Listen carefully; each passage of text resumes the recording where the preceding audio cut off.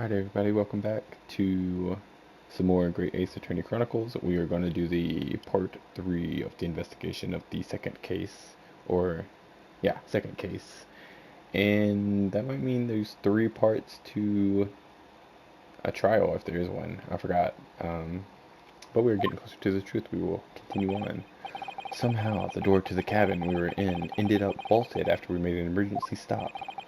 Susato-san took a deep breath, then gently slid back the bolt. Oh, they're all back. What are you doing in Miss Pavlova's quarters? Ah, you both look unhurt. Good. Yes, we're fine, thank you. What on earth happened? We heard something about how we were going to collide with another ship. Yes, it appears to have been a false report, though. Oh? How did that happen? There's a dense fog outside, so it's extremely difficult to see. Someone must have thought he saw a ship ahead. This person obviously triggered the alarm, and that's why we made an emergency stop. Everything is chaos. Passengers are screaming. Crew are running everywhere. I know it's not a Russian accent, but we're just gonna stick with that, okay? This first class area is only quiet part of the ship at the moment. Oh, I see. Someone triggered the alarm? Does that mean that someone pressed that button outside? Ah, you wicked intruder, dressed all in black. You are the devil. Sorry? Me? I've been called a lot of things before, but devil is a first. You opened my traveling case. How could you? What? No, we didn't touch it. That's right, Miss Pavlova. It was already open when we came into your cabin. Inspector. Yes? Arrest this man. I know he did it. He's a criminal. And is it not enough that he has killed a man? Da! And he is a stowaway as well. If Vixen promises not to steal chicken, do you believe? Ugh. Why is she so rude on me right now? What's going on? She's switching her attitude. Take him away. He's a trespasser as well as everything else. Stowing away, trespassing, killing. She is right. You are a devil. It doesn't look good, does it? There is cell below deck. Throw him in. Tomorrow we dock in Hong Kong. Then we give you straight to police. Wait, a cell? Like from Dragon Ball? Please, Inspector Hosonaga, is there anything you can do? And what are you talking about? Nothing, I'm not. This Russian vessel, I really have no jurisdiction here. Or this is the Russian vessel, I don't have any jurisdiction here. Yes. After my last effort to appeal to the captain's good nature, I think I'm out of options. This is terrible. This is a real crisis. I've got to find a solution. Immediately. I guess we're going to converse. You've got yourself into a difficult situation here. By entering this cabin uninvited, I mean. Sorry, I was just so desperate to find a clue. I'm afraid there's really nothing more I can do to help you. If I push my luck any further, a punch to the face will be the least of my worries. I'm really sorry. I have to take responsibility for giving you the freedom to investigate Miss Pavlova's cabin. Now this has happened, I'll have to report to the captain at once. I really need some help here. I need a savior to rescue me from this crisis. Man, what is he doing over there? What are you doing up there? Mr. Sholmes? Naturally, I was analyzing what a weight of 20,000 rubles feels like on one's head. Oh, he's wearing the crown too? Have I not told... Tiara, sorry. My bad. Have I not told you that as a detective, it is my business to know what other people do not? This isn't mere tomfoolery, my boy. Oh, no. Well, why were you hanging from that hook before then? Isn't it obviously to properly assess the weight of the 20,000 rubles, or rubles, naturally? I wish to determine if it would bend that conceited-looking hook on the wall, so full of brag and bounce. Ah, I never know whether to take this man seriously or not. Ah, you again, the great detective. Ah, Inspector, I confess to have been looking for you. I have something to report to you and most urgently. Well, you might try looking for me elsewhere other than a hook on the wall next time. What is to report? Speak. An urgent report from the great detective can mean but one thing. Yes, the case of the curious murder that took place last night here on this vessel, the steamship Bureau, has been solved by me, naturally. What? Oh, what? Really? Yes, I've eliminated all other possibilities. No other explanations exist. So, allow me to illuminate all your minds. For I am about to reveal my great detectives' greatly admired great deduction to the case. Here's the music that I was talking about. Ha! You have solved it. Even Hedgehog understands this case. We all knew who was responsible for killing student boy this morning when he found criminal in wardrobe. It is the stowaway, and he has handcuffs to prove it. I didn't do it. The trouble is, there doesn't appear to be anyone else who could have killed the victim. Because as everyone knows, the cabin door was bolted shut from the inside. That means the culprit must be someone who was inside the cabin. Yes, it's what's called a locked room mystery in detective stories. Da, lock the room. That is point. The room was locked. Well, I can't deny that. There's no way the bolt could have been drawn across from the outside the cabin. You're all quite mistaken. The cabin next door is not a so-called locked room at all. What? Oh yes, there's another entrance. An entrance used last night by the culprit in order to gain access to the cabin despite the bolted door. What other entrance? We never discovered one. Why, it gapes open-mouthed at you even as we speak. The ventilator, man. The ventilator. Gah ha ha ha. You think this is funny? I cannot even put my arm to that hole. That's because your arms are as thick as tree trunks. You're suggesting that the culprit entered and left the victim's cabin through that tiny opening? It's not possible. Ah, but it is. And last night, the victim even witnessed the intruder in the act of passing through the ventilator.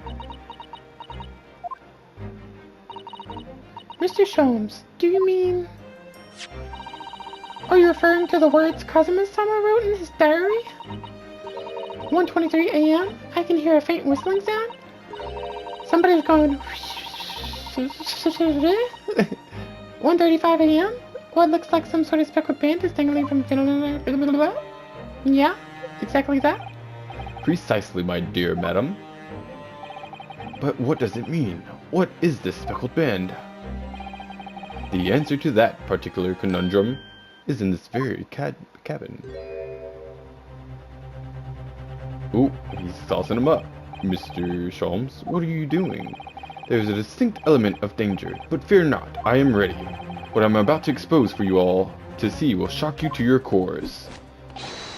Behold. Yeah, what the...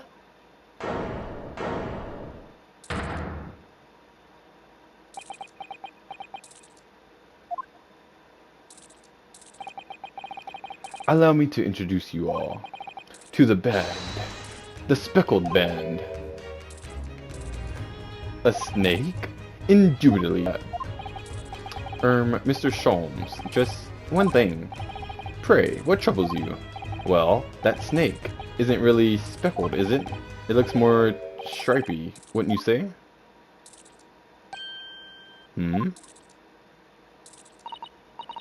Yes, you're right. I think in this case you'd have to call it... the striped band, wouldn't you?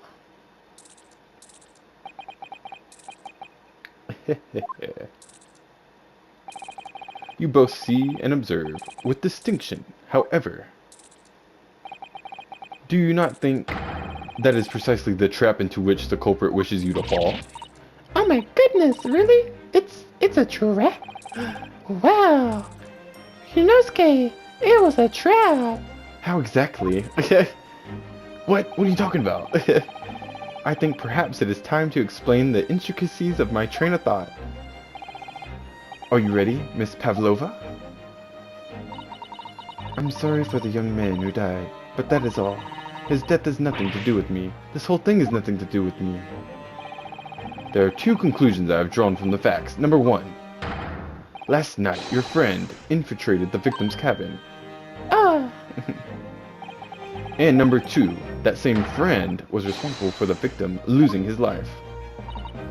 No! Niet. She's turned white as a bowl of rice again. Sholmes must be right. He's hit the nail on the head. Hit the head of the nail. This young woman's friend killed Mr. Asogi?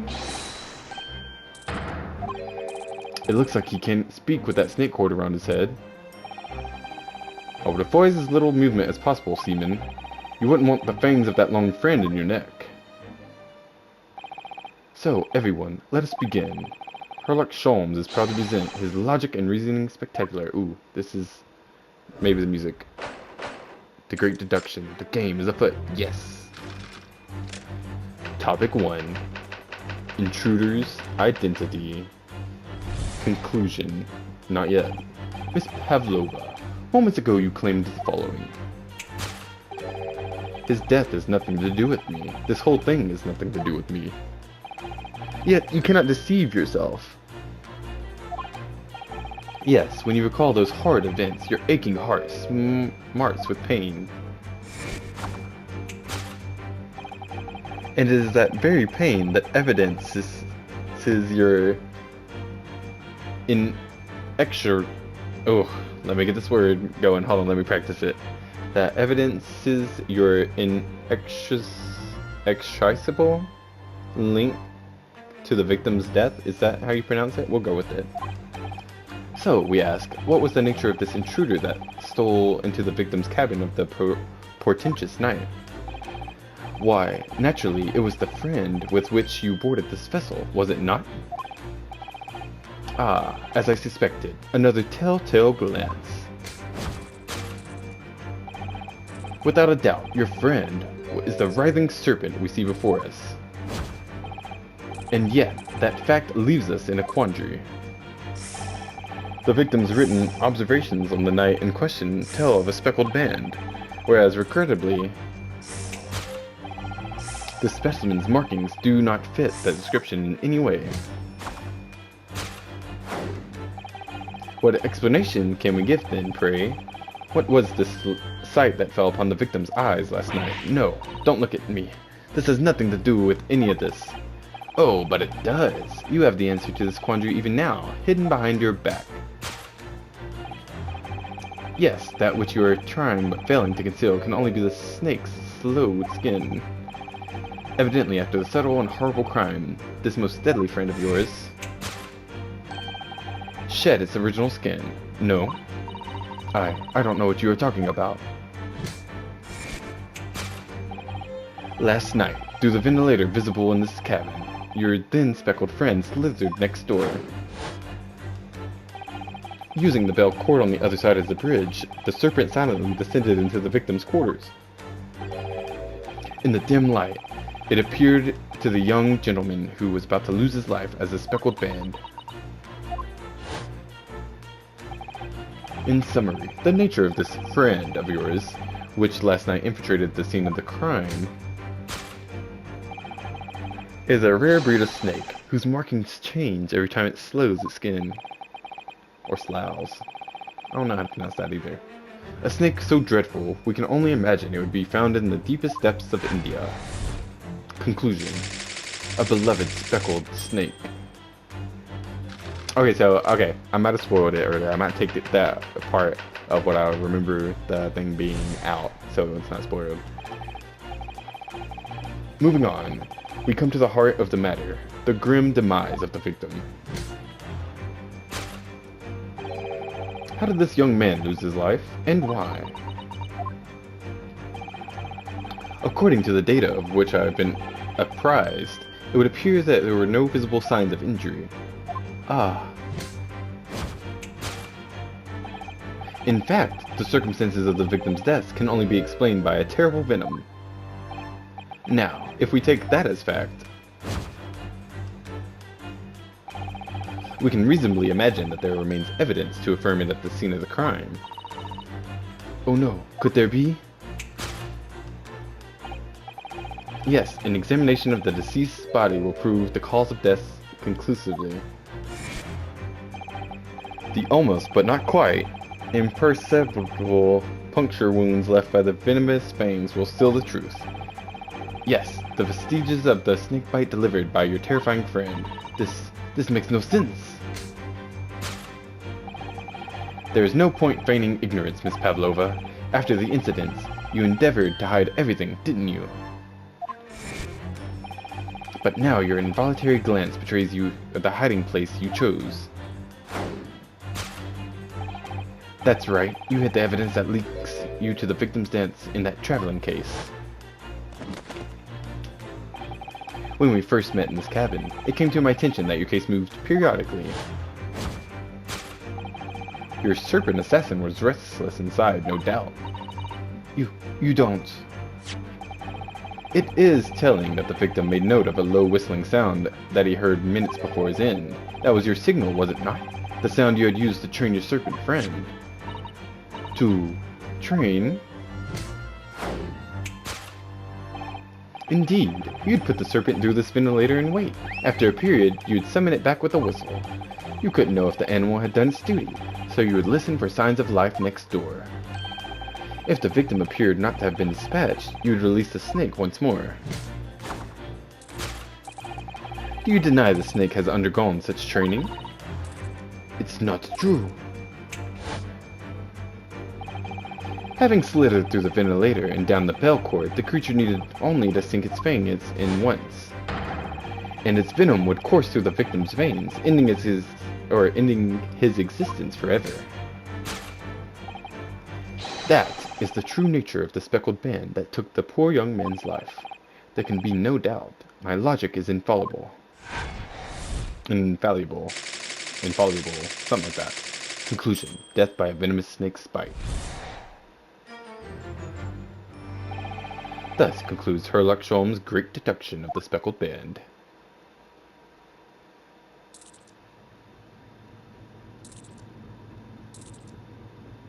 Everyone is just silenced.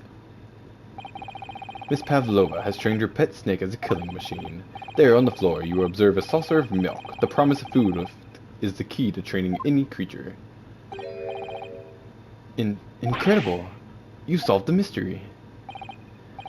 Amazing! Your great deduction really lives up to its name. I see now why Sherlock Holmes has become such a household name.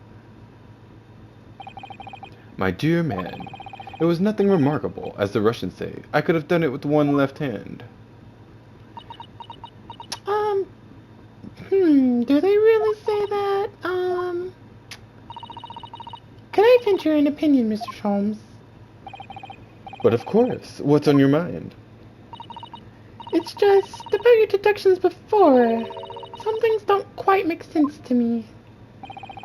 I welcome questions as to my method, and will answer both loudly and proudly.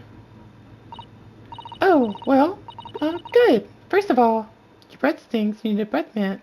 Here, take that. Open up. Ah, there you go. And anyway, second of all, snakes are egg-laying creatures, part of the reptile family. I just have that in my book for some reason, yes. You are well informed, madam. And reptiles, don't drink milk. Ah, well, fuck, runs. It's really only mammals that like to drink milk, you see. So, I'm not sure it would be possible to train a snake using milk as a reward. No matter. No doubt Miss Pavlova used some other treat to encourage her pet to do her bidding. Milk was merely an example. The logic holds. Well, there is something else. Snakes have no ears. Ah. Yes, so I'm not sure it would really be possible to signal a snake by whistling. But madam, what of the tales from Arabia? Have you not heard of the snakes that dance to the sounds of a flute? Or Prince Ali? I think perhaps the performers play their music in time with the snake's natural movements. Oh, you know what? I never actually thought about that either. I just thought they were dancing snakes too. I didn't think about the snakes moving and the players playing with the snakes instead of the players, or the snakes playing with the players, if that makes sense. Oh, I see. No hands, no feet, no ears? These creatures are so inept to be practically useless. Don't take it out on the snakes, Mr. Sholmes. There is one other thing. You have more? God, woman. Snakes use the scales on their bellies to propel themselves. So, I'm not really sure that a snake could manage to climb up a flat bell cord like the ones in those cabins. Then it should try harder. Please, don't be angry with me, Mr. Sholmes. The point is, even if the snake had gone through the ventilator to the next door cabin, it couldn't have come back without help. What I'm trying to say is that there are a number of reasons why it's difficult to imagine the snake could have had any part of this. Ooh, gotcha. Everyone's just like, yeah, she gonna get the dots too. I think, we need to step in and help again, Mr. Naruhodo. Oh no, you don't mean... Yes, we need to modify Mr. Sholmes' latest deductions and turn them into the great ones they ought to be. I had a feeling that was coming. Alright, let's give it a try. Just what was I waiting for, Mr. Naruhodo? Yes, right. So, cast your eyes down to your wrist again. What? You've done it again. Your handcuffs are gone. A second time! Wow! Where did they go? Fear not. I shall see they are restored after our work is done. I really wish you'd leave them off. Now, everyone, let us begin. Herlock Sholmes is proud to present his Logic and Reasoning Spectacular, Part 2. Or Revise. Course correction. Hold it, Mr. Sholmes. We believe it is a beloved speckled snake. Yes, we can skip through this. We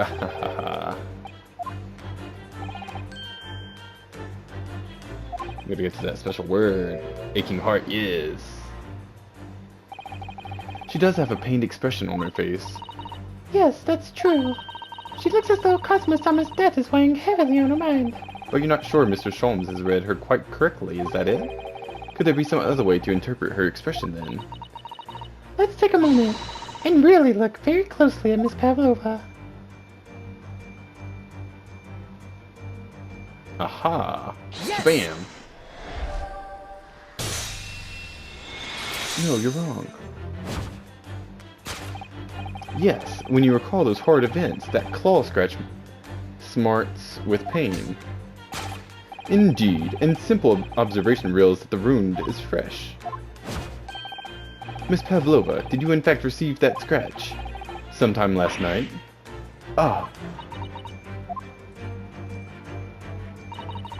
When I think about the young man who died next door, I feel so sad. And when I am sad, the pain of this wound is worse. And it is that very pain that evidences your oh gosh, this word again. We can skip it. I already read it. We already know it. Yes, the friend.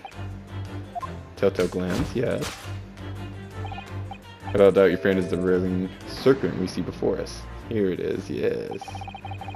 Seems likely that the scratch mark on the back of Miss Pavlova's hand was made by this friend of hers, doesn't it? Except, snakes don't have claws, do they? No, they don't. They don't even have hands or feet, on which claws might grow. Well then, if that snake isn't her pet, what is? What's the true identity of this friend of hers? We should follow her gaze, Naruhodo-san. That's where we'll find the answer. That's where we'll find the answer.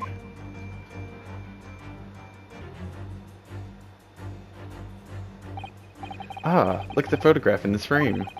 This must be something Miss Pavlova brought with her while she ran away. She's exceptionally beautiful, isn't she? Yes, that's true. But personally, it's the little black creature she's holding that's caught my eye. Maybe we'd better take a closer look at this. Yes! Yes, there you go.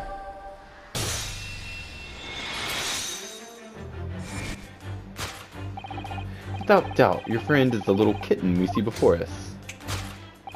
Yes, the scratch on the back of your hand makes that abundantly clear. Oh no. The whereabouts of this black kitten isn't clear, but what is clear is that you brought the animal with you when you ran away, didn't you? Ah. Darka is my best friend. I couldn't leave her behind. Darka would appear to be a Russian blue. And yet, that fact leaves us in a quandary. The victim's written observations of the night in question tell of a speckled band, whereas, regrettably, this specimen's markings do not fit that description in any way. What explanation can we give then, pray? What was this sight that fell upon the victim's eyes last night? No, don't look at me. This has nothing to do with any of this. Oh, but it what does? You have the answer to this quandary even now, hidden behind your back.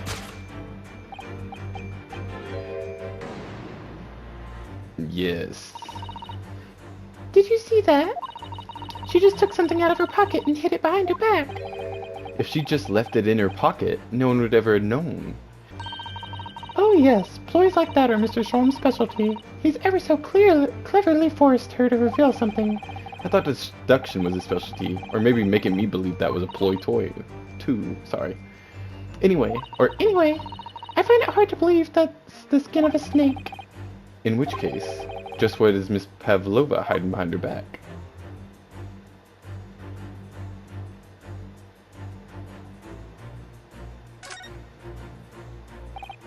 Well, it is speckled, and it is a band, but what is it? It seems to be soft and fluffy, a long piece of cloth of some sort, and that looks like a handle at one end. I think it may be a cat's toy. Or, I think it may be a cat's toy. This sort is common in the West, apparently.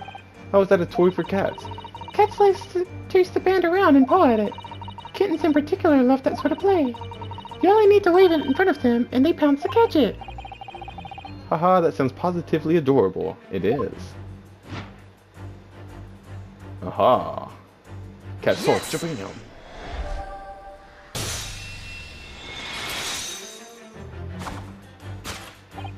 Yes, the thing you are trying but failing to conceal is, a cat's toy. Precisely, and the true nature of the now infamous speckled band. Ah. And it was this toy that you dangled through the ventilator. So you waved it around, I presume. Naturally, the victim could not fail to notice. But why? For what reason? My dear boy, there can only be one answer to that.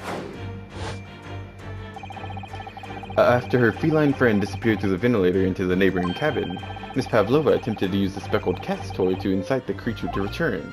Ah. In summary, the nature of this friend of Miss Pavlova's, which last night infiltrated the scene of the crime, is a blithesome Russian blue breed of cat by the name of Darka. Yay!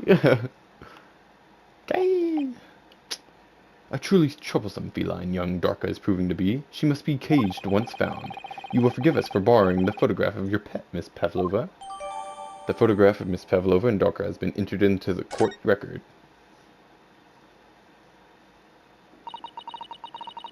It was after I gave her food last night. That's when it happened. She scratched the back of my hand and then ran into the neighboring cabin. Before I could do anything, she had disappeared through the ventilator. Or ran up to the bell thing, I guess? Ran up the thing. Darka, she is so naughty. Conclusion. A beloved kitten. Solved. How Mr. Osogi died. Gonna figure that out. This one. Moving on, we have come to the heart of the matter. The grim demise of the victim. How did this young man lose his life, and why? According to the data of which I've been apprised, it would appear there are no visible signs of injury.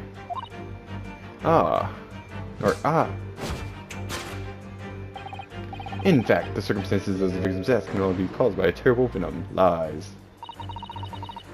What Mr. Sholmes says is true. There are no signs of a wound anywhere on Kazuma-sama's body. That's right. But Mr. Sholmes seems to be unaware of the one very important detail. Kazuma wasn't poisoned.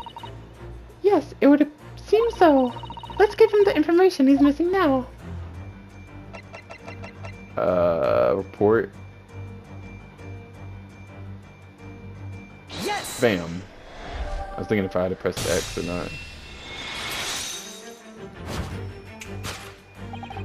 In fact, the circumstances of the victim's death can only be explained by the post-mortem report.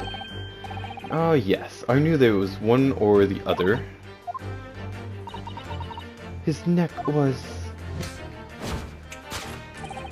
Indeed, the breaking of the cervical vertebrae is fatal. Only that Goliath would be strong enough to survive that. Seaman Stroganoff isn't some immortal freak, you know. The jury is out. Anyway, we have on good authority that the victim's neck was broken. Now, if we take that as fact, we can reasonably imagine that there remains evidence to affirm it at the scene of the crime. Oh no, could there be... Yes, an examination of the deceased body will prove that. Cosmos died because his neck was broken. In other words, he was probably struck by something or someone. Yes, that's a distinct possibility. As of yet, no weapon has been found, though. Presumably, Darka didn't silently creep up behind Kazuma and deal him a fatal blow. I suppose it's possible that he had a fall and hit the ground awkwardly. It could have been a terrible act of misfortune that he broke his neck completely by accident. Oh yes, a bad fall could explain it. It's rather hard to believe of Kazuma-sama, though. He wasn't a clumsy man. Well, we need to fix this deduction somehow. Is there anything from the scene that could explain what happened?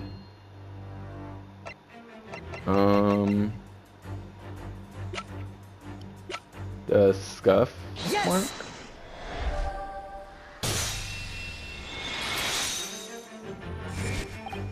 Yes, an examination of the mark on the floor will prove the cause of death conclusively. This particular mark, so prominently visible next to the victim's body, is its positive shoe polish. Shoe polish? Indeed, positively identified by a little analysis device I constructed, which I carry now as a matter of course. Beeswax, tallow, and dye were my results. The undeniable ingredients of shoe polish. And the color of the polish is a perfect match to the color of Mr. Asogi's laced leather shoes. Looking at this mark, it's not hard to imagine what happened. For some reason, Mr. Asogi must have caught his foot at that point on the floor and tripped. Please, no. And, by a dreadful turn of misfortune, caught his neck against some immovable object as he fell to the floor. Suffering a fatal blow to the spine, the victim's vertebrae shattered, and in that instant, he lost his life. Yet. I don't know. I don't know anything about this. Is that really true, Miss Pavlova? What about the evidence left at the scene where Mr. Asogi lost his life? Yes, the facts are as clear as day to me. You did all you could to conceal the incriminating evidence. But now your involuntary glance betrays the hiding place you chose. That's right, you hid the evidence that links you to the victim's death in that traveling case. I don't believe it. Kazuma-sama merely tripped over and now he's no more? It can't be true. I refuse to accept it. Well, that's how some people go, honestly. Like, some people are just one small mistake and that's just it. So, it's a possibility. I know it's hard to believe, but the mark on the floor does seem to suggest that's what happened. But... And if this part of Mr. Sholmes' deduction is right, Miss Pavlova is trying to hide some evidence that would prove it. Here in this cabin, somewhere in the direction that she just cast her eyes. Where, I wonder?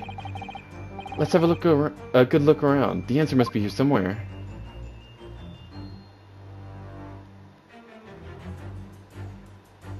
What was the question again?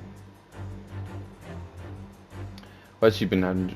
Links you to the victim's death in that waste paper basket, I think? I think there's some evidence in here.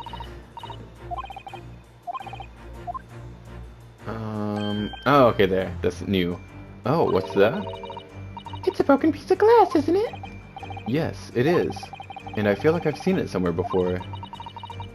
If it looks familiar, perhaps it's more than your mind simply playing tricks on you. Yes! Yeah. That's right. You had the evidence that links you to the victim's death in that waste paper basket. Ah. Here we have a fragment of some intricate glass object, it would seem. One as familiar air, in fact. Precisely. We found another piece of broken glass on the floor in Mr. Sogi's cabin. And as you can see, the two pieces fit together perfectly. Oh no. Oh niet. So, Miss Pavlova, shall we consider what this tells us? Why would it be that part of this glass object, which was evidently broken at the scene of the victim's death, should be found in the waste paper basket in your cabin? Kya! You're well acquainted with this glass bell, are you not? I don't know, and that hushed rustic accent of yours won't save you this time, dear girl. Why? Because we have conclusive evidence linking you to the bell in question. What? Take it away, Mr. Naruhoda. Yes. The evidence linking Miss Pavlova and the little glass bell, that would be the cat. Yes! If you look at this photograph, you can clearly see, hanging from Darka's collar, the very glass bell in question.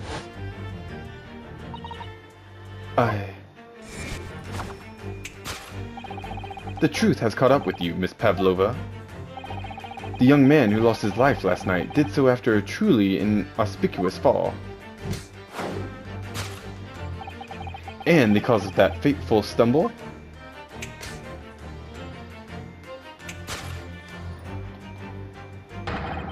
Your absent feline friend, Darka. It's like she just got shot with bullets of truth. Wrong game. I couldn't tell anyone. I'm sorry. Conclusion was death by tripping over a cat. That's gotta be a way to go. It's the way I would go, honestly. I like cats. Deduction complete. Elementary. I forget, is this the case? Because I don't think there's actually a trial here. I think it takes place on the ship. Why don't you tell us now, Miss Pavlova? Tell us exactly what happened last night. It was a little after 1 in the morning. It was still late, but I hadn't had time to feed Darka, so I gave her some food. And then, all of a sudden, she scratched me and jumped out of my hands. People do say that cats become very anxious and nervous in new environments. They do, that's true. I've seen some cats like that. You just gotta slowly take them in. Get them to trust you and stuff like that, you know. She was so fast, she disappeared through the ventilator before I could stop her. And that is how you acquired the rather nasty wound on the back of your hand, I take it? Yes. And I had read the, rules on the wall. I knew that I was not allowed Darka with me. Yes, modern science suggests that animals can carry infectious diseases. It's a precaution, really. True. That's how some people have brought over diseases. So I listened and listened, trying to hear if there was some noise in the cabin. Next cabin, I meant. It was very quiet. I was sure if someone was there, he must be sleeping. So at that point, you thought it safe to try and lure the kitten back again? By dangling the end of the toy through the ventilator and into the adjoining cabin. Jaka always loves this toy, but it didn't work. Nothing worked.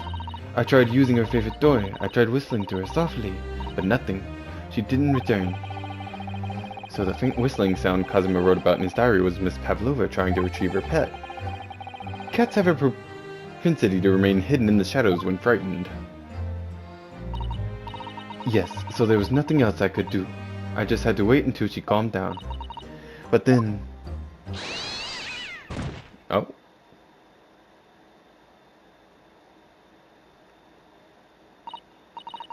I nearly passed out with shock. I heard her cry out, and then... Oh, it was such a dreadful bang. Then afterwards, nothing. It was totally silent. Kazuma-sama was...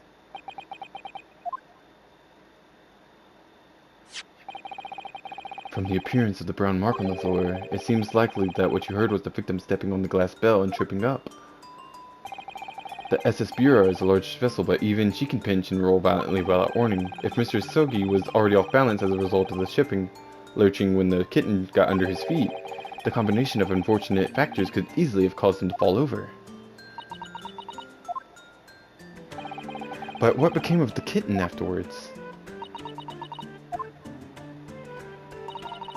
In the end, I managed to get her to come back through the ventilator. Yet Darka is nowhere to be seen.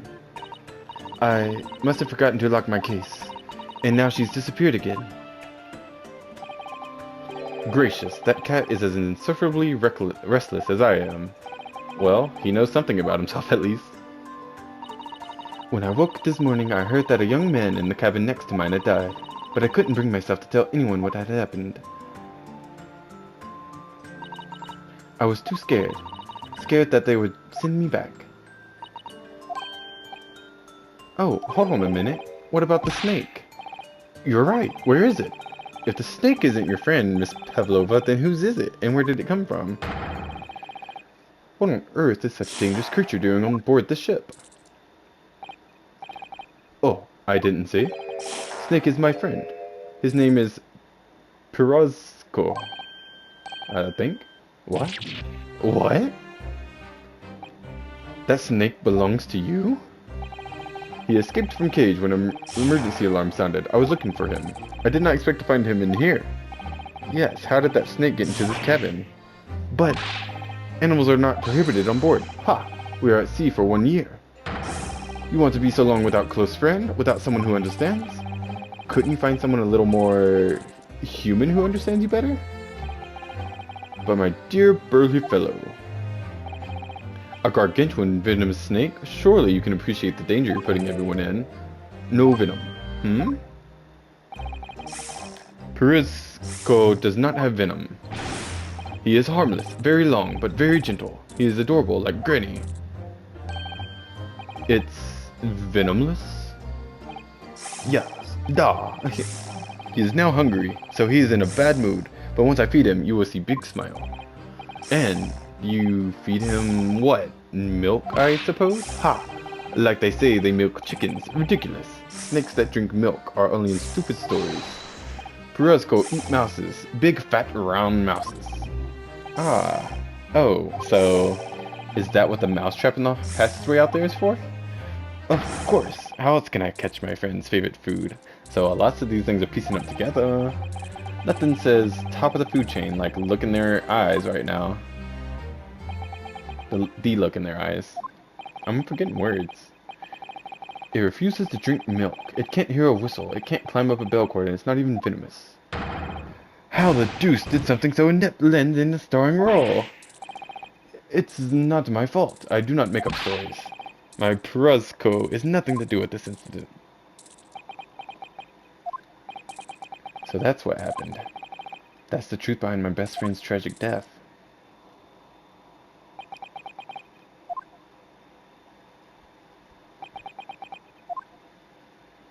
Ooh, ah. This is a Danganronpa moment. Miss Pavlova, I understand the difficult situation you found yourself in, and I do sympathize, but please remember this. I will beat your ass. A young man lost his life. If you're going to attempt to cover up your guilt with lies, then, sorry, sometimes I get a little bit silly. Then no matter what the circumstances, I cannot forgive you. Never mind, I was real about it. But what are you talking about, Miss Miko Toba? What lies? Miss Pavlova just confessed everything. It was just a series of unfortunate events, an accident.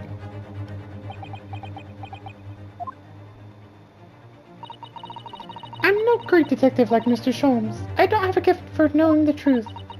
But even I can see that was not the truth.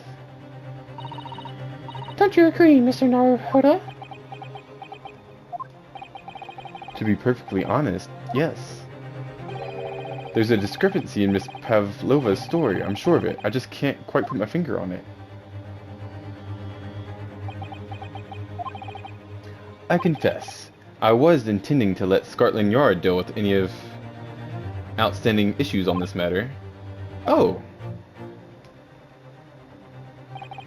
I am only present here for a very specific reason.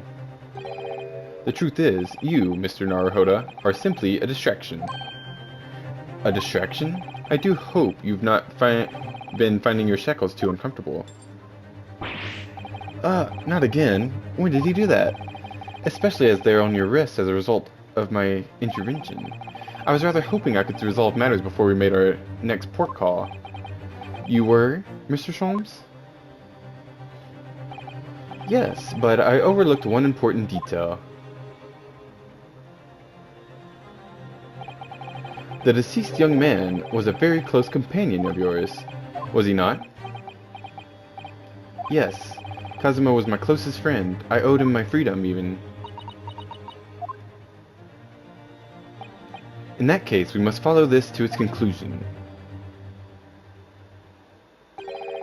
No further distractions. You must uncover the real truth here, Mr. Naruhodo. Yes, whatever that may be. The key to this is a discrepancy in Miss Pavlova's story, I'm sure. If I can chase that down, maybe the truth will become clear. The truth about how you really died. About how that scene in your cabin really came to be. Alright, I'll see what I can do. Excellent. Thank you, Mr. Naruhodo. So then, shall we begin? Yes. What we should ponder first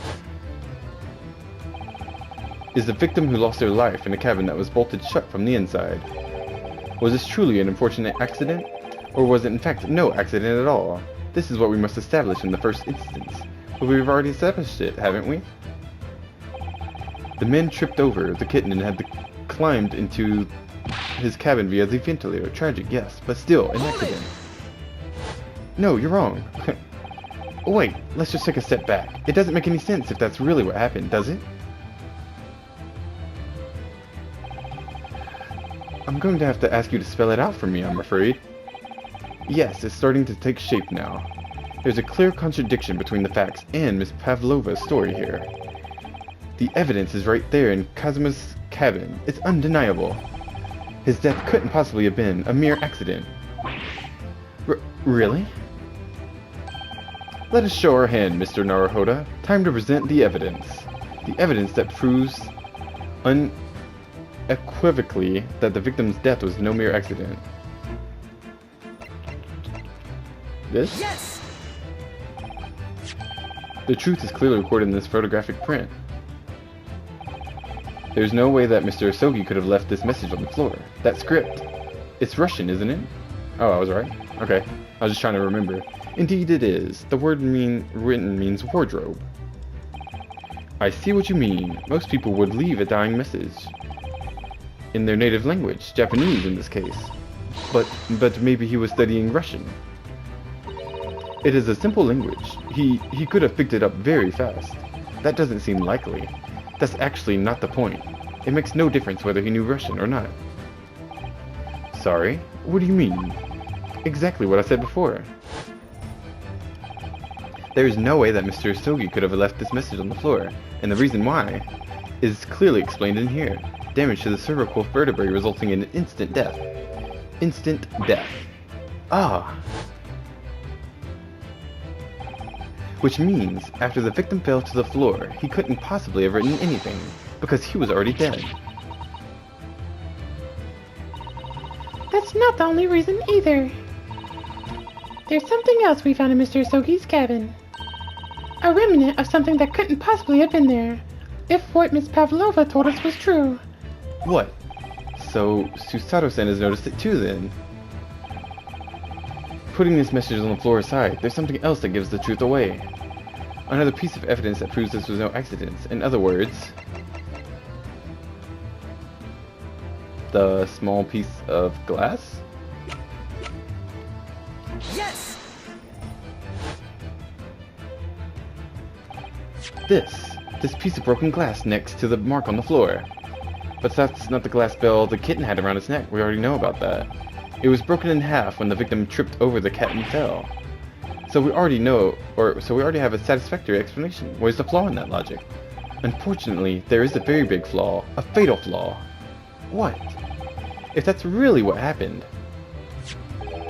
then how did one half of the bell end up back here in this cabin? Ah. Yes, remember that we found the other half of the glass bell in that wastepaper basket. Would you care to explain that, Miss Pavlova? Would you care to explain it? Oh, niet. Both these pieces of evidence clearly point to the same conclusion. That when Mr. Sogi died last night in his cabin, there was someone else in the room. And that same person deliberately arranged the scene to disguise the truth, in order to cover up his or her own guilt.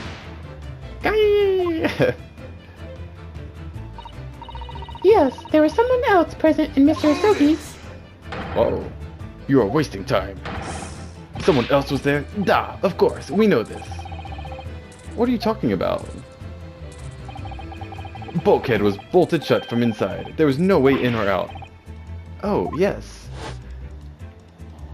Oh, so we're answering this. I got a question. I got an answer for that. And the only other person in cabin when young student died was you. Yes! Yes, it's true. I was in the cabin when it happened. You were shut inside the cabin wardrobe, to be precise about the details. But I don't know Russian. There's no way I would have left that message. Not would have. There's no way you could have left that message, to be precise about the details. Would you mind? Ha ha ha ha ha ha. Forgive me, my dear fellow. As I was saying, the person in question wrote the word wardrobe in Russian on the floor, in an attempt to incriminate me for the crime, even though I had been asleep in there the entire time. And then, the same person picked up the broken glass bell that had fallen to the floor, for the fear of it becoming evidence that it would show how Mr. Sogi really died. But why wouldn't this person have taken all the pieces of the bell anyway? Leaving half behind was already going to raise questions. Yes, well, it was past 1 o'clock in the early hours of the morning. The cabin would have been quite dark. The single small lamp suspended from the ceiling would barely have cast any light onto the floor there. Little wonder is, then, that the culprit failed to notice a fragment of the tiny item. You all suspect me, don't you?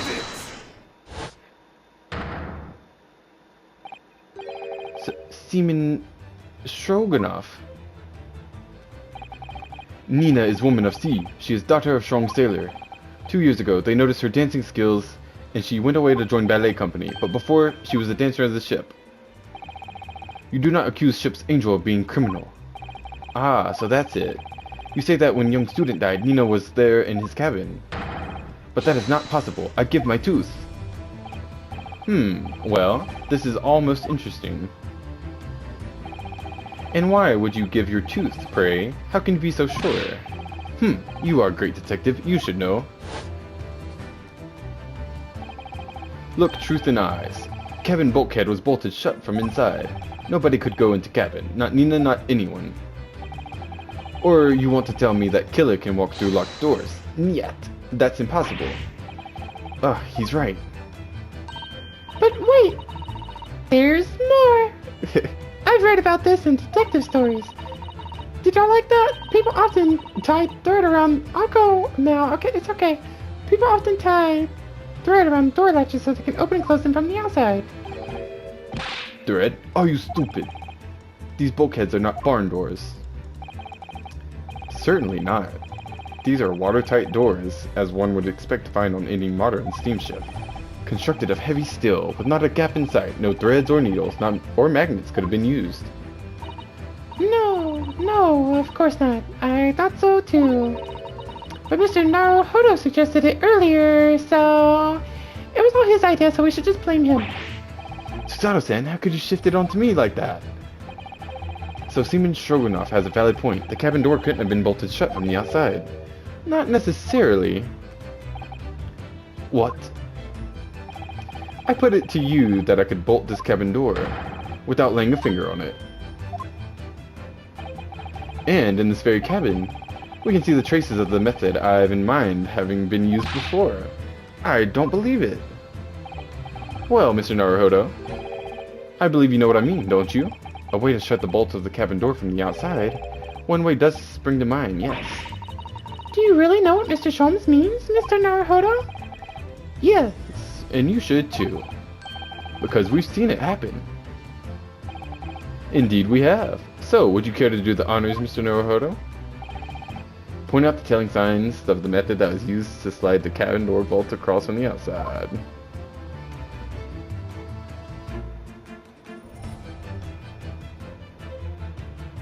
It would be the books, right? Because they're toppled over. Look at the bookcase there. See all the books and then things on it have toppled over? That must have happened when the ship made its emergency stop before. Yes, that's right. It's a very powerful vessel.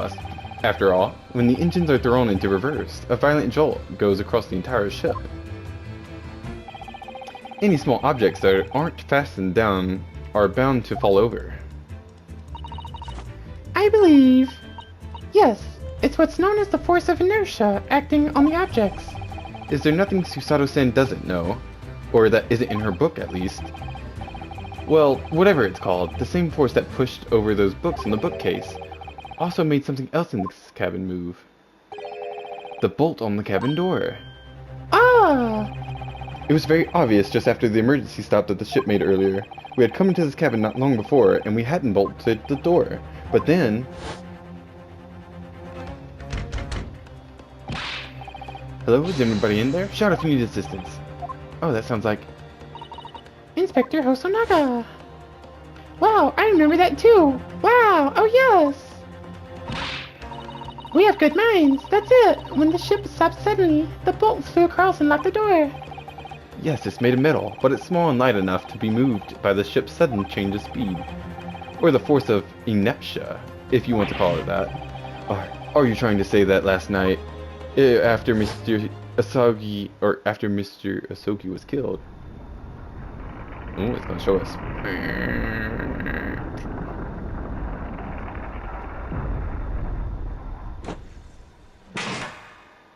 Boom. Clock it. The SS Bureau made another emergency stop. When I woke up this morning and looked around the cabin, I thought it looked a little odd. All the books on the shelves had toppled over, and all the ornaments. It was almost as if someone had run their hands across the shelves and deliberately knocked everything over. Oh yes, I remember all of that. And I stood them all up again, didn't I?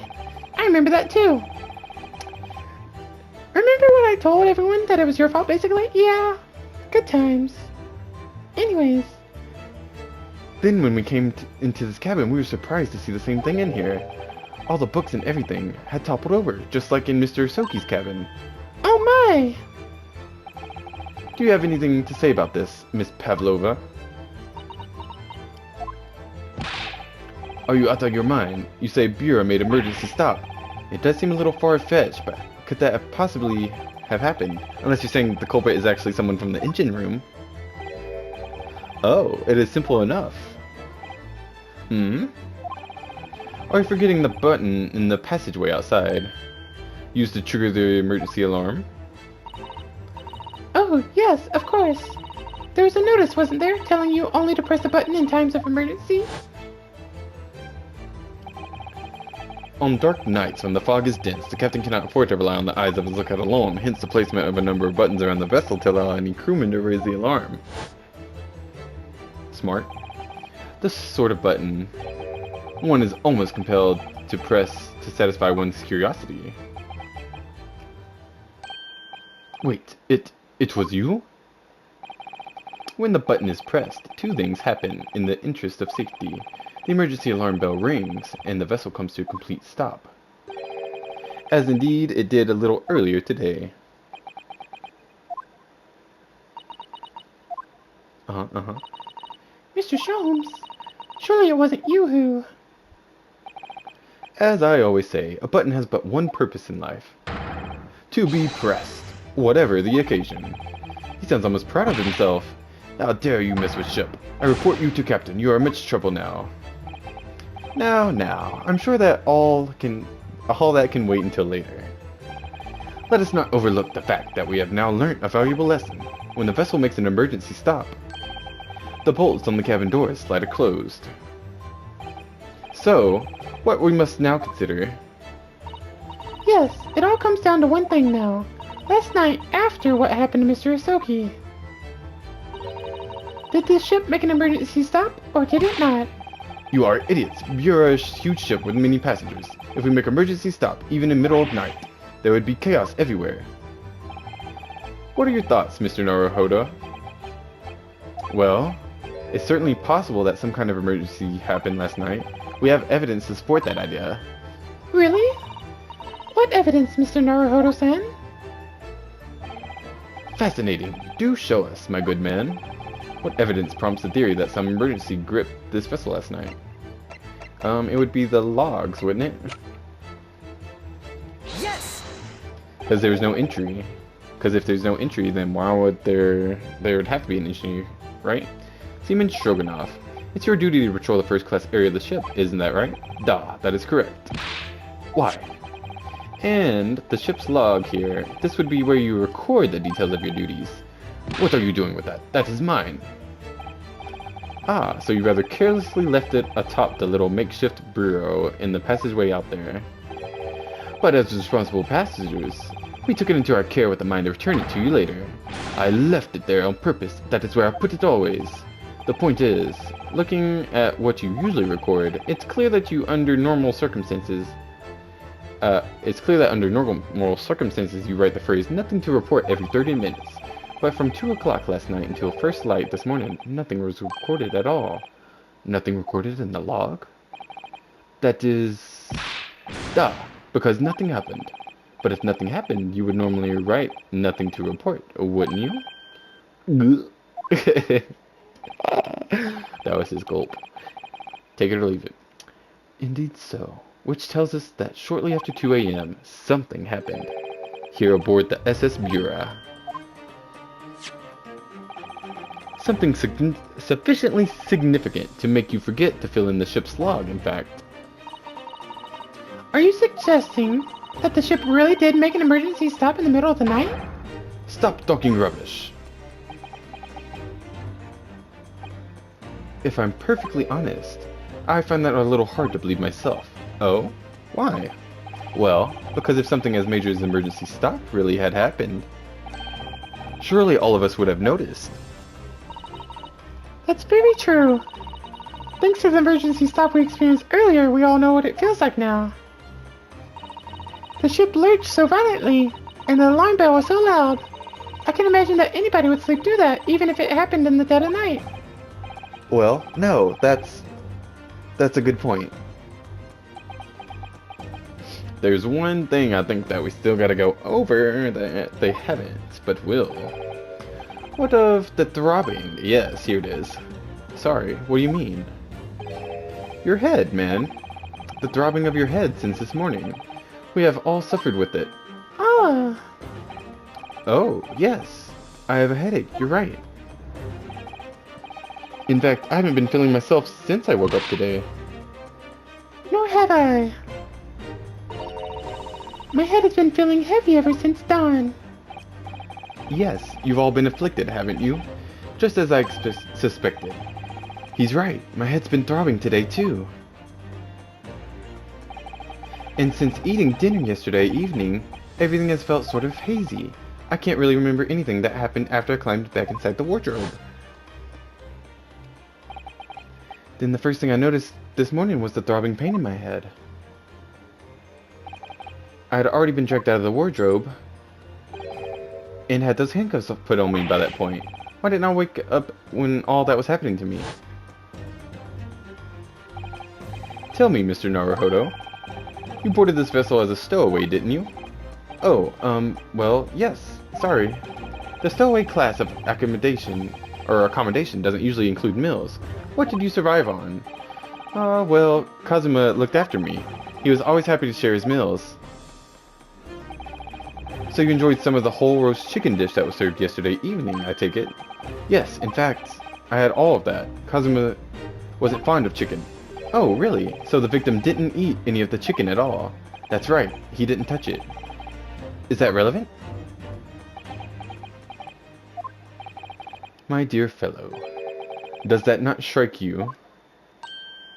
Oh, Mr. Sholmes, do you mean to say that there was something wrong with the chicken?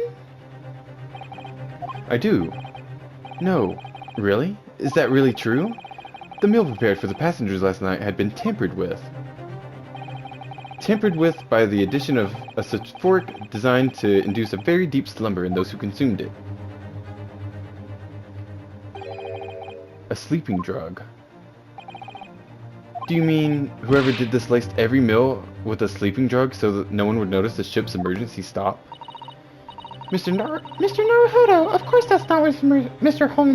Sholmes means. What a far-fetched idea! Precisely.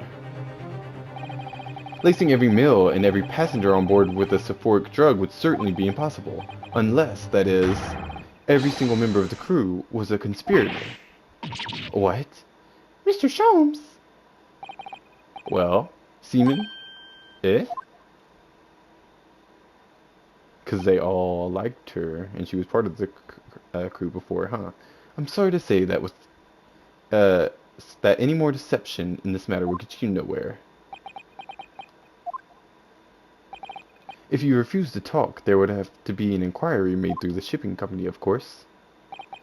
And were that to happen, every member of the crew and the captain himself would be hauled over to the coals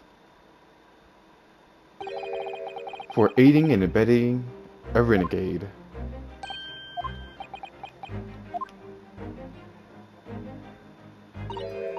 Please, no more. I will tell everything. Eh? I cannot make problems like this for everyone anymore. These crewmen are your former comrades, I believe. Da. So, when I decided to run away, I asked them to help me. We all agreed to help. Everyone together. She threw away everything, her fame in the ballet, Mother Russia. We wanted to help our angel. I don't believe it. You are right. We put sleeping drug in chicken last night. Yes, I remember now. I did notice chewing on a lump of something strange and bitter at one point. Da, we could not make all drug. How do you say, dissolve? Ugh, talk about heavy seasoning. At midnight, in waters near Shanghai, we brought our angel on board. She was helped by comrade on shore with small fishing boat, while all the passengers of the SS Bureau slept soundly. Thanks to the almost magical effects of the slumber-inducing potion their evening meals had contained. So if that's what happened, the only people awake on the ship last night were the crew, people who disliked chicken, and the newly boarded passenger, Miss Pavlova. And that means it would have been possible for you. You could have used the emergency stop trick to lock Kazuma's cabin door. But how does that make any sense? Surely every cabin door would have ended up locked in that case. It would have been complete chaos. Oh, I wouldn't say so. What? Ah, of course. Just like us, all the other passengers would have eaten their evening meal of chicken in their cabins, after which they would have been overwhelmed by tiredness because of the sleeping drug. Quite, and accordingly, all passengers were already in their cabins for the night. Yes. The overwhelming majority of passengers would habitually sleep with their cabin doors bolted anyway. and so not one of them would have found it remarkable to find the door locked in the morning. In summary, in order to fasten the bolt of a single cabin door on the ship, the culprit brought the entire vessel to emergency stop in the early hours of the morning.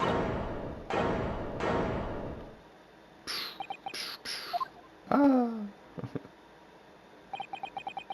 You have talked a long time and said many things. What is point? The point is what I said earlier. There was somebody else present on the scene when the victim lost his life last night. Someone who left a message in Russian on the floor in an attempt to incriminate another. Someone who tried desperately to hide the broken fragments of glass that would reveal the culprit's identity. And someone who abused the ship's emergency stop procedure in order to lock a door. All told, a busy night. But... I don't know about any of this. I am just a little girl. You like to speak with your long English words and explain your clever ideas. But I am sailor, and sailors don't listen to long, boring stories. We don't believe. Sailors like me, we trust only what we see with our eyes. A laudable trait. What? I'm quite of the same disposition, my good man. Observation to me is everything. Mr. Naruhodo. Oh, yes? Do you hear it? That accusatory cry of guilt on the wind. What accusatory cry of guilt? What are you hearing? Sorry, you've lost me. Proof of involvement, man. But you can't hear with such a call with your ears. No. You must hear it with your eyes. An introduction. What are you talking about? I believe the time has come. For one final logic and reasoning spectacular, to expose the truth. This is it. So, Mr. Naruhodo, your assistance, if you please. With what exactly, Mr. Sholmes? With observation, my dear fellow, just as I said, of these two prevaricators. Observation? If you remember, Mr. Naruhodo, we know that somebody tried to fabricate evidence, don't we? By tampering with the scene of Mr. Asogi's death. What we're looking for is some trace of evidence that one of these two was there when it happened. Precisely. You are delightfully quick to grasp my meaning. Alright, I'll see what I can do. So we're looking for a trace of evidence that shows someone else was there last night when Kuzama died. What suggests that they were there? Ah. Yes!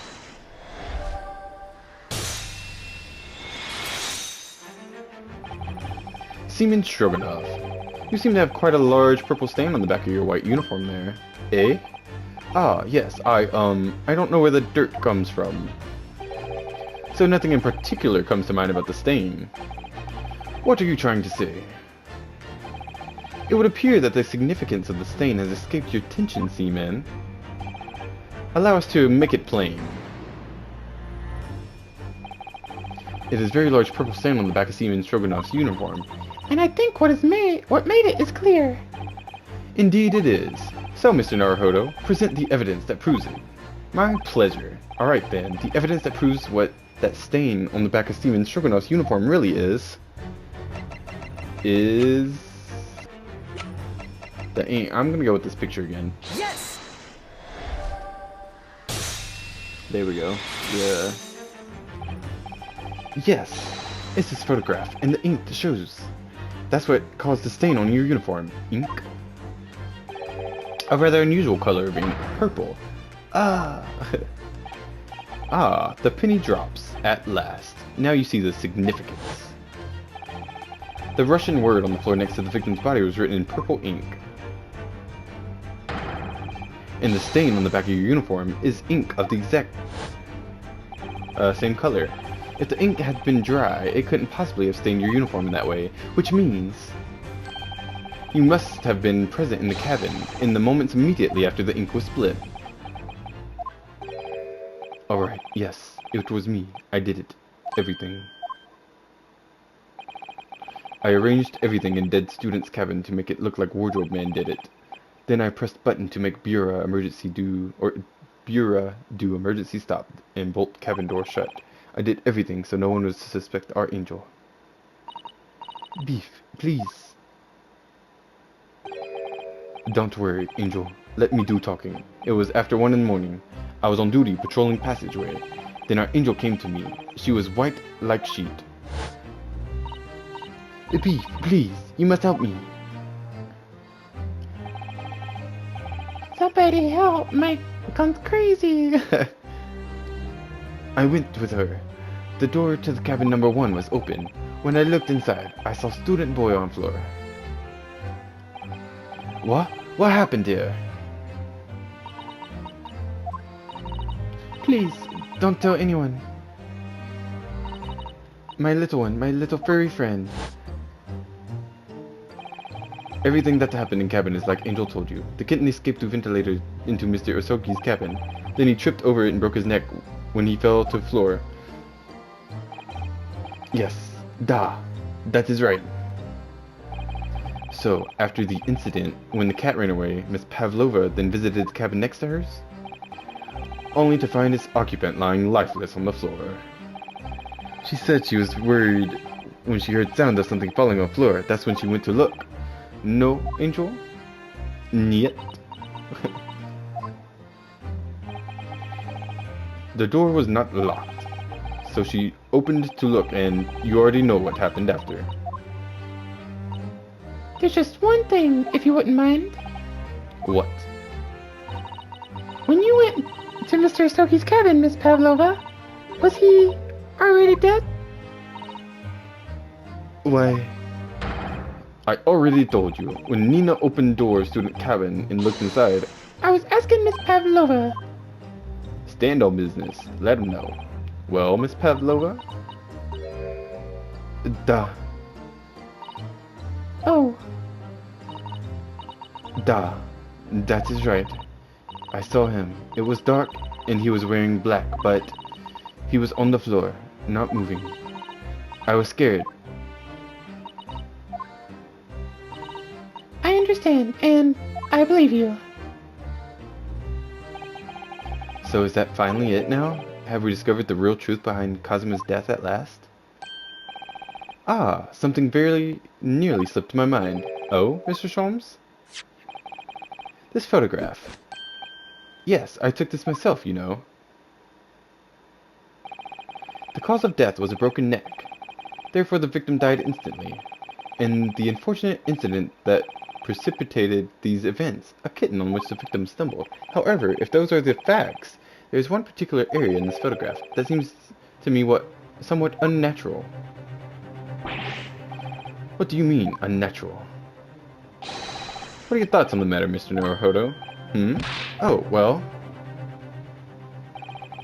If Kazuma tripped and fell, and by some terrible stroke of bad luck broke his neck, which part of this photographic print seems unnatural? Yes! So it had to be his other hand, okay. Alright, if he really fell due to an unfortunate accident, then this fist just doesn't seem quite right. The exact same thought occurred to me. In a fall, one's instinct is to open the palms flat. Yet here we see the victim with his left hand tightly balled into a fist. Almost, you might say, as though he were gripping something. What do you mean? Oh, his sword. Simply that I took the liberty of investigating the victim's fist a short while ago. You did? And what, pray, do you imagine I found there, my dear fellow? Mr. Sholmes, show us. Why, of course, my dear madam. Why, would I keep you in suspense? This is what I found. Oh, her earring. Oh, a crescent moon with a little gemstone in the middle. Yes, you're right. A crescent moon. It's very pretty, but what does it tell us? It tells us nothing. I'm not so sure. That crescent moon looks familiar somehow. I'm sure I've seen it somewhere before. Observation, Mr. Naruhodo. That is the key. What? The truth is now tantalizingly close. How did that crescent moon come to be in Kazuma's clenched fist? This is the final clue, the last piece of the puzzle. Ask yourself, what does this little crescent moon mean? What significance has it? And observe. Find the answer with your own eyes.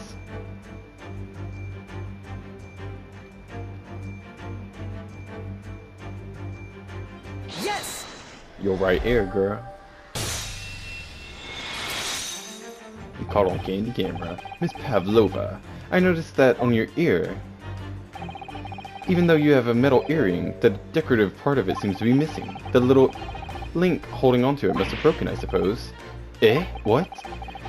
But looking at your other ear, I noticed a crescent moon. Ah. I don't believe it. Now, the missing crescent moon was found in the victim's clenched fist. Clearly there is one logical conclusion. Wouldn't you agree, Mr. Naruhodo? Yes. Miss Pavlova, Mr. Asogi must have grasped that crescent moon and pulled it from your ear. Perhaps just moments before he fell to the floor. In other words, last night in Mr. Asogi's cabin, you witnessed the moment when the victim fell with your very own eyes. In fact, you were quite literally at arm's length from him. But then the question is, why did Mr. Asogi do that? Why did he pull your earring from your ear and hold it in his clenched fist during his final moments? Oh no. Oh niet, Angel? No one can protect you now. Please, Miss Pavlova, tell us the truth. Last night, what did you do to Kuzama? That was her final moment right there. She's done. Correct. When I think about everything that happened yesterday, it was too much. Running away, the fishing boat in the middle of the night, trying to climb onto this huge ship. And then, when I was at last in this cabin and I could relax after this horrible long day. Darka, wait.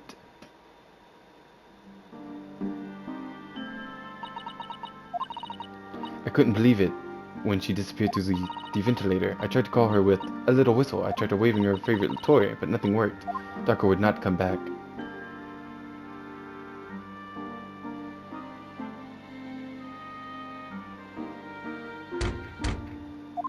Knock knock. Who's there? Clunk. Oh, okay. What are you doing here this time of night, Inspector? Oh. I'm sorry. I thought it was a friend of mine. Still alive. The young man from your country, he was very polite and kind. He helped me to find Darka, and he promised not to tell anyone. But then, when I had my friend in my arms again, and I was going to leave that man's cabin... Just a moment. Sorry, but... Oh, yes? I'm sure I know your face. I've seen you somewhere before. Ah,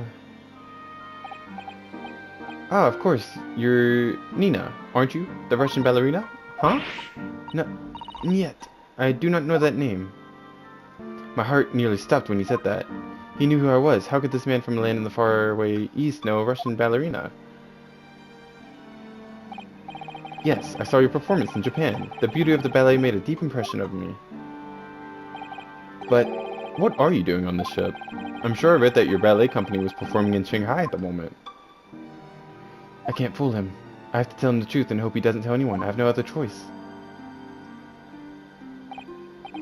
I see. So you've run away. Please, please keep my secret. Don't tell anyone. Give me a moment. I could use another opinion here. He was gonna wake me up.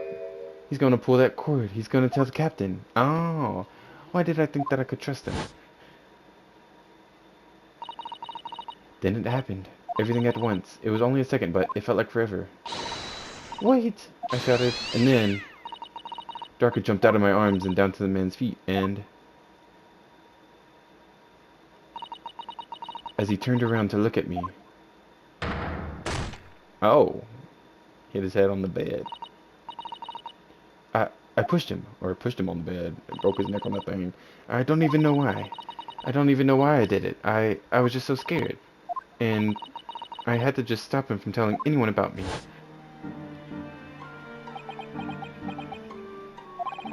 And that's when you went to fetch help. From Seaman Stroganoff, who was on duty out in the passageway. I heard Nina cry out and thud on the floor, so I ran to her. She was standing at cabin door, shaking like a leaf. She looked so pale. Help me, Biff. If they find out, I will be... Please, I have nowhere to go. So you decide to help. And, oh, and that is when you arrange things in Kazuma's cabin to make it look like I did it. So that no one would suspect the passenger in the cabin next door? Duh. I went into cabin and I looked around to make sure there was nothing to show Nina that was there. And then I found Stowaway in wardrobe, still sleeping. Right, that's when he found me. So you worked out a plan to lay the blame on the stowaway. I closed wardrobe doors and put back a strange paper sign. Luckily for me, that's the only reason Susato-san started to believe me when I said I was innocent. I dragged the young man's body to a good place and used ink that was spilling to write on the floor. I wrote wardrobe, so that the person who found him would look inside the wardrobe and find Stowaway. And tell me, what of the glass bell? It was by my feet, so I picked it up. I see. But it was dark in cabin. I didn't notice the other half. Then Angel went back to her cabin, and I finished job. By pressing the emergency alarm button in the passageway? Duh. Accordingly, the SS Bureau did indeed come to an emergency halt a little after 2 a.m., thus enticing the bolt on the cabin door to slide shut, creating the locked room mystery. There's still one thing I don't understand, Miss Pavlova. What? Well, you said that you told Kazuma about the fact that you'd run away from your homeland, and it's because you were worried that he was going to tell the captain that you pushed him. Isn't that right? Duh. But even if he had pulled the bell cord and called for the captain of the ship, aren't you friends with every member of the crew? Why would that have been a problem? It was what he said first that made me scared. What he said first? What are you doing here this time of night, Inspector? Oh. Oh, the Inspector. He said an Inspector was his friend. Ah, yes, me. Who was supposed to be acting as his bodyguard. I thought that if police knew about me, they would arrest me. So before he could pull the bell cord, I... May I stop you for a moment? Hee-yah! Please, Miss Pavlova. It just doesn't seem to make sense. I mean, was Mr. Soki really going to pull the bell cord? I don't know. What? What do you think, Mr. Naruhodo? Naruhodo? Well, I'm not Kazuma, so I can't know for certain, but... He was a man of his word. If he told you he wouldn't give your secret away, then he wouldn't have done it. No. Yet. He was walking over to it. He was going to pull the cord. He was going to make them send me back. Well, Mr. Naruhodo, the day's work is not done yet, it seems. There's one more deduction to make. What? Another deduction? Yes, what action was the victim really about to take at that moment? Can we determine whether the young man's gaze was directed? The wardrobe. First, consider the victim's location within his cabin. That's easy. I remember every detail of that room. I mean, yes, I spent quite a lot of time in that wardrobe, but still. That cabin has been my home for this entire voyage. So this is how the cabin looked last night when Miss Pavlova visited Kazuma-sama? Yes, it is exactly how it was. Are you ready then, Mr. Naruhodo? Yes, if there's one thing I've learned today, it's that a simple gaze can reveal all manner of truths. And not only that, in order to draw the right conclusion, you can't afford to be out by even a little bit when you're following the gaze to where it lands. So, when he turned away from Miss Pavlova, what exactly was Kazuma looking at? Take that! Take that! Earth-shattering. Considering everything that happened last night, certainly it may have looked as though Kazuma was going to ring the bell cord. Yes, however... What is directly beside the bell cord? The wardrobe. The wardrobe? And more importantly, what was inside this wardrobe? The man's great friend, sleeping soundly. Miss Pavlova, please think back very carefully. What were Mr. Sogi's exact words last night? Give me a moment. I could use another opinion here. Another opinion? Yes, but not from a member of the crew. No, Mr. Sogi intended to consult his close friend on the matter. To see if, between them, they might be able to help in some way, no doubt. Oh, niet. Sadly, we can't know the truth for certain now. It's too late for that. But I wish you had made sure of what Mr. Sogi was looking at. Things may have ended very differently, if you had.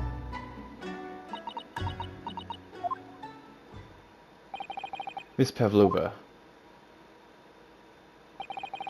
I want to thank you for finally admitting the truth, but unfortunately, the truth is, a man lost his life because of what you did, and that will never change. I hope you'll never forget that. I'm sorry. Really. I'm so sorry. Da. Da. That's me crying. What have I done? What kind of languages am I going through right now? I don't know. I'm just making them up. And so, at long last, the mystery surrounding the tragic accident on the SS Bureau was finally laid to rest. Who was that, Act 3? Oh. 9th January, 7:14 p.m. First class cabin passageway. Well, what happened to Miss Pavlova now then? Once we reach Great Britain, she'll be handed over to British police at Scotland Yard. What about the fact that she ran away from Russia? Won't the Russians try to repatriate her?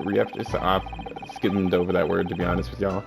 Apparently the English detective can speak to the immigration office and sort all that out. Mr. Sholmes can do that? So she won't be going back to Russia then? No, I don't think so. Even if she wanted to return in the future, I doubt she would be able to. She ran away, so now she's in exile for life. I see. I'm sorry. Seaman Stroganoff? I wanted to help our angel, no matter what. But I didn't think about you, about how you lost good friend. I will go with Nina. I will give myself to British police. That's kind of you. In the meantime, thank you for letting me go free again. Kazuma's death feels like such a waste, but... Well, do what you can for Miss Pavlova, won't you? Da. Well, I'm afraid you need to pack now. We're due to arrive in Hong Kong tomorrow. As much as it pains me, I'm going to have to hand you over to the consul to arrange your passage back to Japan. Yes, I did stow away after all. I couldn't really expect any different. So, you should get back to your cabin now.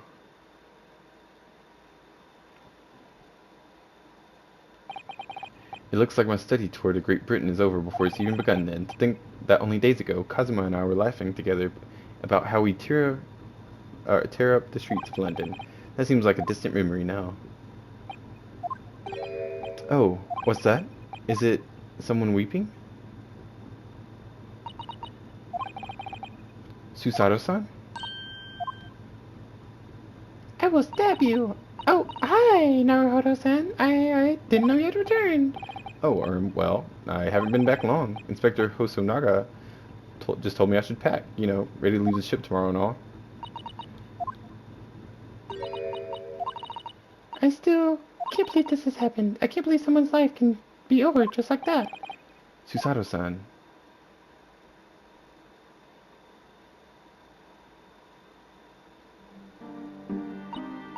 He had such grand ideas for this visit to Great Britain, so many dreams, and now they've been cruelly taken away, just as he has. I thought I could never forgive the person responsible, but now we know the truth, that it was just an accident. Just a silly series of mishaps. It's too much, Naruhodo-san. It's just too much. Yes, I know. I wish there was something I could say. Inspector? My duty was to see Isogi send safely to Great Britain, but I failed, and caused his two closest friends great pain and suffering as a result. I've let everyone down, and I would do anything to make up for my terrible blunder. Nobody blames you, Inspector. And I'm free again now. At least... Huh? Ah ha ha ha ha ha. Surprised, Mr. Naruhodo? What is the meaning of this? Oh, a trifling matter. Simply that in my head, I think I shall always picture you wearing those shackles. Without them, the balance seems all wrong. It's distracting. Sorry? So I decided to restore them, for old time's sake, shall we say. You are a stowaway after all. Ah ha ha ha ha ha. He thinks this is funny? Boy, Mr. Sholmes, we do appreciate all your assistance.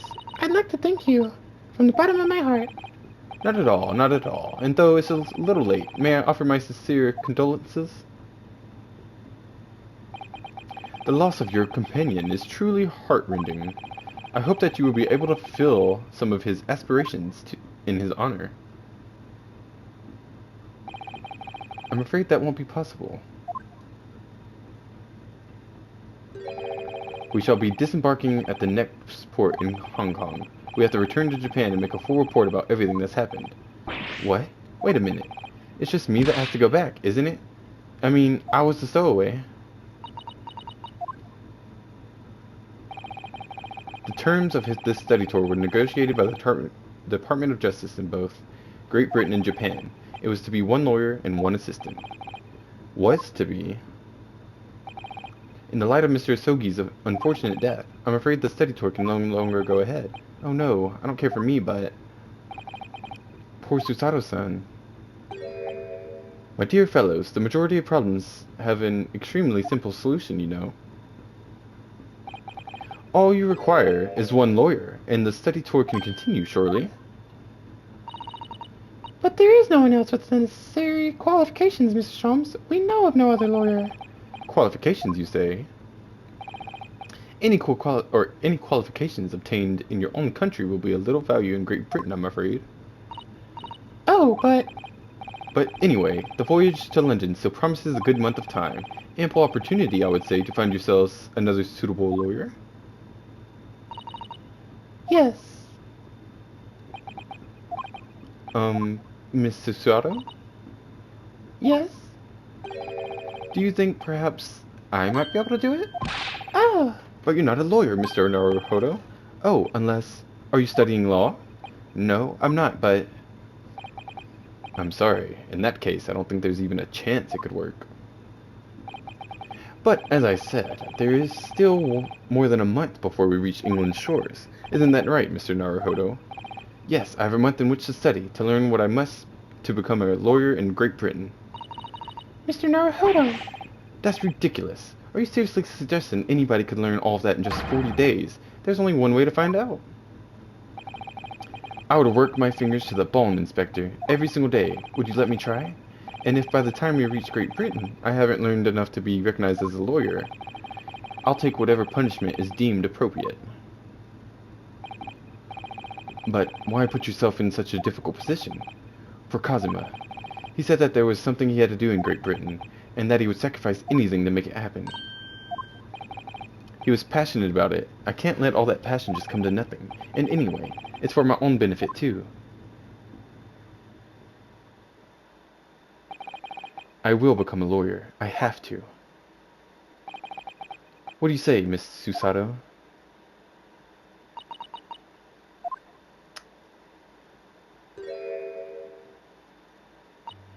I think it's a wonderful idea. Thank you. So, what does our bespectacled inspector friend say? Are you serious? One lawyer and one assistant. The numbers are indisputable. No, no, no, it's madness. Yet fascinating, wouldn't you agree?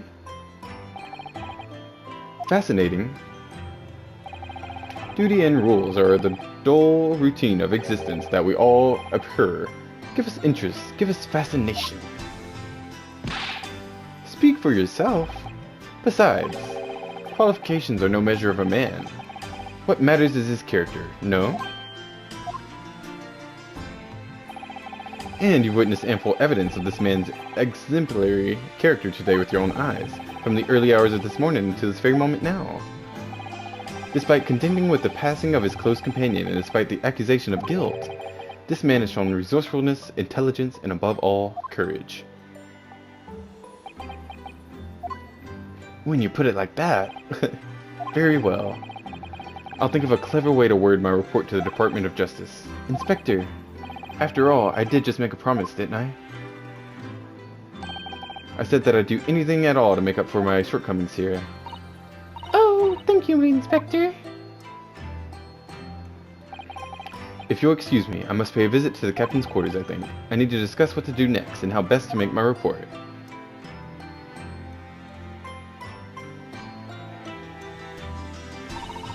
Are you really prepared to attempt this, Mr. Naruhodo? Yes, I'm going to try. I wonder, would you consider teaching me what I need to know? Everything about being a lawyer? I would be delighted to help you. I am a judicial assistant, after all. Thank you. And, Mr. Naruhodo, I'd like you to take charge of this. What? Me? Are you sure? I'm sure it's what Kazuma-sama would have wanted. Its name is Kuruma.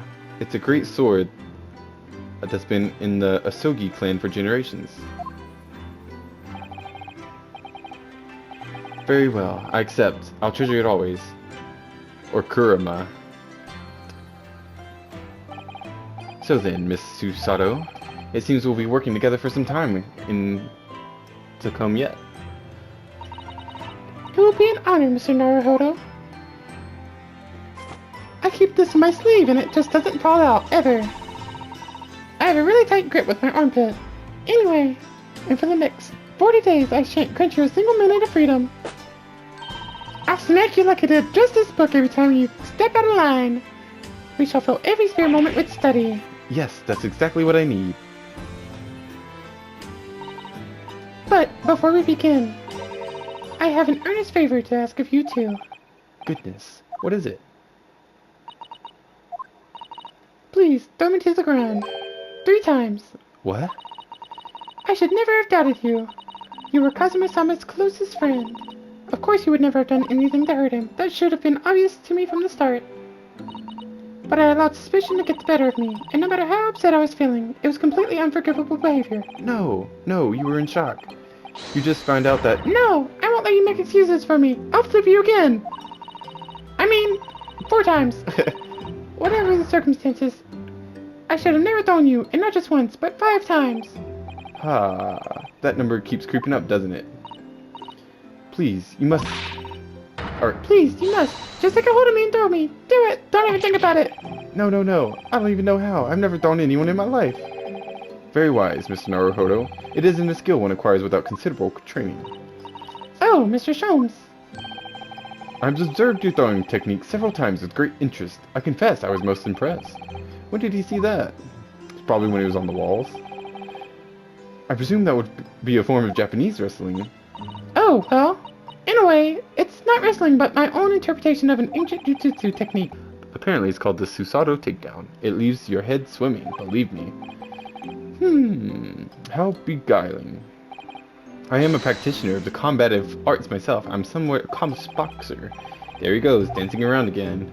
I wonder if you'd be so kind to instruct me on the technique of your arresting throw. Yes, I'd be honored. Then let us not dally. Demonstrate, my dear madam.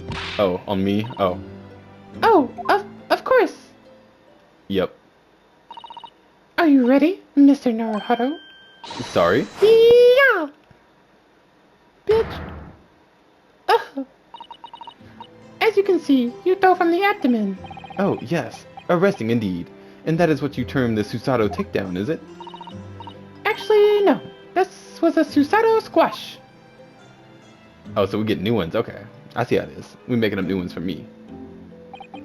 In my groggy state of consciousness, a scene from an evening recently spent with Kazuma flickered in my mind.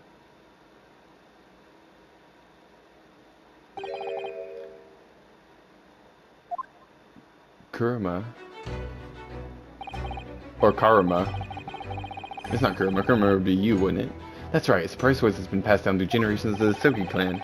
Can't believe you managed to get permission to bring it with you. I mean, taking a katana on a study tour is more than a little irregular, surely. A Japanese man's sword is the soul, Ryunosuke. I can't be parted from my katana. Karma guides me. I truly believe that. So its name compels its wielder to slice evil in two? Not that you would need such compelling. On that subject, there's something very important that I have to do in Great Britain, and I'll sacrifice anything to make it happen. I appreciate you seeing it through with me. Of course I will. Whatever it is, I'll see it through to the end with you. I knew you wouldn't let me down. That important thing he had to do, I still don't know what that was. But I'm going to see the palace for myself and work it out in Great Britain's capital, London. End. Ooh, we did it. We did the second case. Now the third case to the, I think it has up to 5, if I'm right. I have no clue what they're about. Even though it says it started episode 3 on there, it's probably going to say it right here too. I think it introduces a new character, and I think Sholmes isn't part of the case. I don't think. I wouldn't think. I don't know. Anyways, thanks for watching. Hope you enjoyed, and leave a like, comment if you would love to. Subscribe, all that. Share it. I'll take it. If you comment, just be kind. And that's that. Till next time.